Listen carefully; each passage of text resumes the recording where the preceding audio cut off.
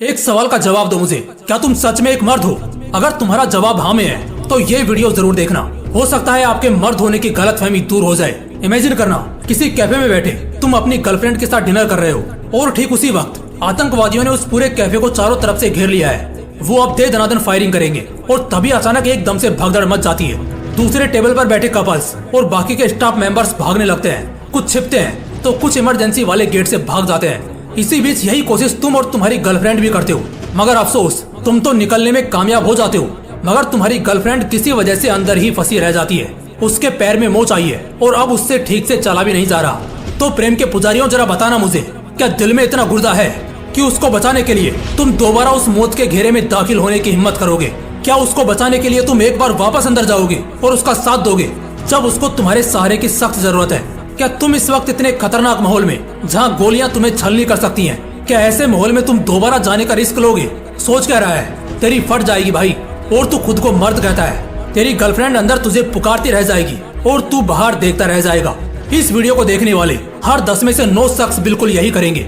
बोलने के लिए इस वक्त हाँ जी में सिर हिला दोगे, लेकिन जब वो घड़ी आएगी ना, जब जिंदगी पर खेलकर एक लड़की, एक औरत को बचाना होगा, तब तुम्हारे अंदर का झूठा मर्द या फिर सालों से छुपा नामर्द दिखेगा।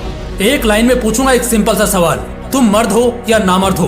देखो, जवाब देने में समय लो, आराम से दिमाग पर जोर डालो, अंदर से खुद को खंगालो और फिर मुझे बताओ, क्या तुम सच में मर्द हो? मुझे पता है 90% तक मेरे व्यूअर्स मेल्स आते हैं, तो बाई चांस आप एक लेडी आई हैं तो मैं आपका वेलकम करता हूँ। लेकिन इस वीडियो का 1% मैंने डेडिकेट करा है मर्दों के लिए। इसे आप अपने मेल पार्टनर को भेज सकती हैं, उन्हें भी कुछ बहुत बेहतर पता चलेगा। चलो तो एक बार फिर आते हैं मुद्दे पर। बताना जरा मुझे, क्या तुम एक मर्द हो? चलो इसका जवाब भी मैं कुछ सवालों के साथ ही देता हूँ। पता है, वैसे तो मैं हर video well research, highly valuable और ज्यादा कॉन्टेस्ट में रहकर बनाने की कोशिश करता हूँ, लेकिन इस वीडियो को मैं अपनी भड़ास निकालने के लिए बना रहा हूँ। अरे एटलीस्ट मर्दों को ये एहसास तो हो कि वो मर्द हैं, लेकिन हरकतें ऐसी हैं कि उनका होना आज किसी औरत को सेफ फील नहीं कराता है, बल्कि उनके होने या ना होने से एक औरत को कोई फर्क ही नहीं पड़ता है। वजह जानते हो इसकी? दिल्ली में दिन दहाड़े एक लड़की को उसका प्रेमी 32 बार चाकू मारकर उसे तड़पा तड़पा कर मार देता है और साला वहाँ किसी की चूं तक नहीं निकलती।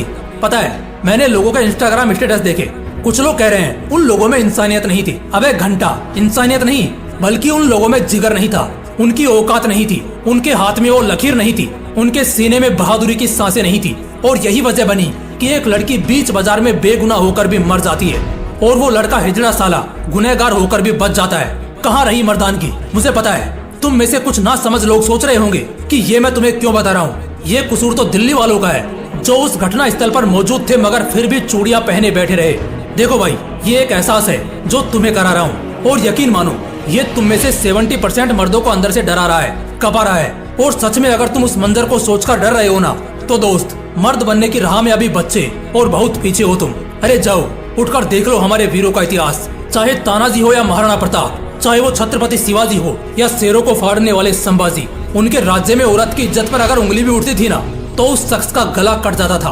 बात यहाँ सिर्फ किसी की हिफाजत की नहीं हो रही, मैं ये बहुत देख रहा हूँ, देख देख कर पक गया हूँ। लोग वही घिसी पिटी बातें बार बार अपने वीडियोज में दोहराए जा रहे हैं। सिग्मा बेल बनो, ये करो वो करो, अपनी दुनिया में रहो, ऐसा वैसा ना जाने कैसा।